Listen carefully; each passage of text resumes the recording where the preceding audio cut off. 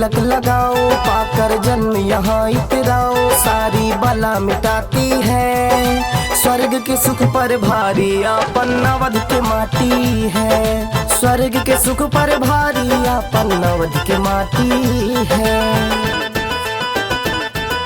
अवध की माटी है, अवध के माटी है।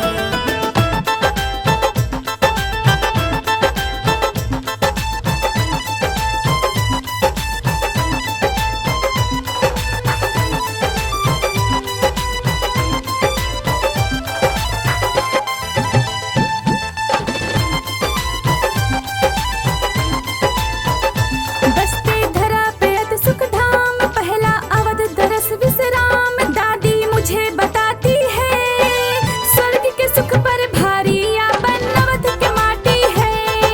स्वर्ग के सुख पर भारी आपन अवध के माटी है। उनको नमन है बारंबार, चलती बजरंग की सरकार, जिनका नाम ही काफी है। स्वर्ग के सुख पर भारी आपन अवध के माटी है। और स्वर्ग के सुख पर भारी आपन अवध के माटी है। अवध की माटी है, अवध के माटी है।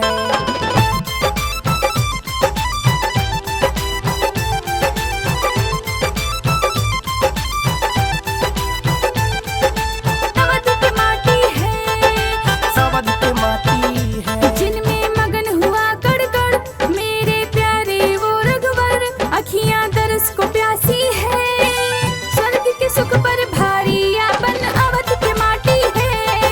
स्वर्ग के सुख पर भारी आपन अवध के माटी है। आना करने दर्श जरूर, मेरे राम लला नहीं दूर, वो तो घट घट वासी है।